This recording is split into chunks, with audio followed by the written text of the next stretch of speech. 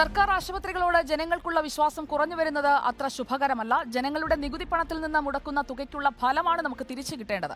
Medical കോളേജുകൾ സുരക്ഷിതമല്ല എന്ന പേടി ജനങ്ങൾക്കുണ്ടാക്കി പരമാവധി ആളുകളെ ചികിത്സ തേടുന്നതിൽ നിന്ന് പിന്തിരിപ്പിക്കുക എന്നതാണോ ഒരു വിഭാഗത്തിന്റെ ലക്ഷ്യമെന്നതും അറിയേണ്ടിയിരിക്കുന്നു. ആരോഗ്യ മേഖലയിലെ ചില സംവിധാനങ്ങൾ ഉടച്ചു വാർക്കേണ്ടത് അത്യാവശ്യമാണ്. സാനിയോ മനോമി കോഴിക്കോട്ട് നിന്ന് നമുക്കൊപ്പം ചേരുന്നു. ഗുഡ് ഈവനിംഗ് വിത്ത് സുജയ പാർവതിയിൽ. വെരി ഗുഡ് ഈവനിംഗ് സാനിയോ മനോമി. ചില കാര്യങ്ങൾ തോന്നുമ്പോൾ സർക്കാർ ആശുപത്രികൾ ഒരുപാട് പേർക്ക് ആശ്രയമേകുന്നതാണ്. ചികിത്സാ സംവിധാനങ്ങൾ നമുക്ക് വലിയ തുക മുടക്കാതെ കിട്ടുന്ന ഒരു സാഹചര്യവുമുണ്ട്, നല്ല ഡോക്ടേഴ്സുമുണ്ട്. പക്ഷേ ഇടയ്ക്കിടെ ഇങ്ങനെയുള്ള സംഭവങ്ങൾ ഉണ്ടാകുന്നത് ചിലരുടെ അശ്രദ്ധ, അത് മൊത്തം സംവിധാനത്തിന് ഒരു ചീത്തപ്പേരുണ്ടാക്കുന്നത് അത്ര ഒരു നല്ല രീതിയാണോ? കൃത്യമായ ശിക്ഷ അങ്ങനെയുള്ള ആളുകൾക്ക് കൊടുക്കേണ്ടതല്ലേ സാനിയോ?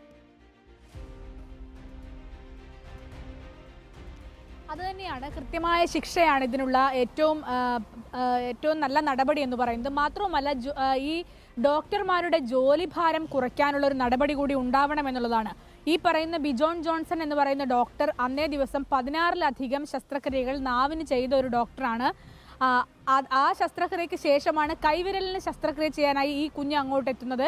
സ്വാഭാവികമായും അദ്ദേഹം തെറ്റിദ്ധരിച്ച് ശസ്ത്രക്രിയ ചെയ്തു പോയി. അത് വലിയ തെറ്റാണ്, ഒരിക്കലും ന്യായീകരിക്കാൻ കഴിയാത്ത തെറ്റാണ്. അത്തരക്കാർക്ക് ശിക്ഷ കൊടുക്കുക മാത്രമാണ് അതിനുള്ള പോംവഴി എന്ന് പറയുന്നത്. പക്ഷേ നേരത്തെ പറഞ്ഞതുപോലെ ഇവരുടെയൊക്കെ ജോലി ഭാരം, ഇത്രയും 16 ശസ്ത്രക്രിയയൊക്കെ ഒരു ദിവസം ചെയ്യേണ്ടി വരുന്ന ഒരു ഡോക്ടറുടെ അവസ്ഥയൊക്കെ നമുക്കറിയാവുന്നതാണ്.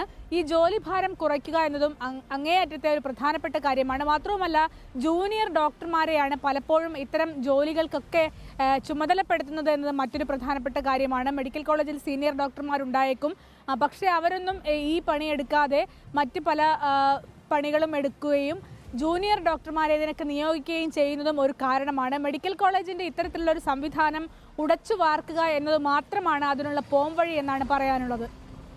ഓക്കെ, സാനിയോ മനോമിയാണ് വിവരങ്ങൾ നൽകിയത്. ചില സംവിധാനങ്ങളിൽ ആശ്രയമാകേണ്ട രീതിയിലേക്ക് ആതുരാലയങ്ങളെ നമ്മൾ മാറ്റിയെടുക്കേണ്ടിയിരിക്കുന്നു. നമ്മുടെ പൊതു ആരോഗ്യ സംവിധാനം അതുതന്നെയാണ് ശക്തിപ്പെടേണ്ടത്. മെഡിക്കൽ കോളേജുകളാണ് ശക്തിപ്പെടേണ്ടത്.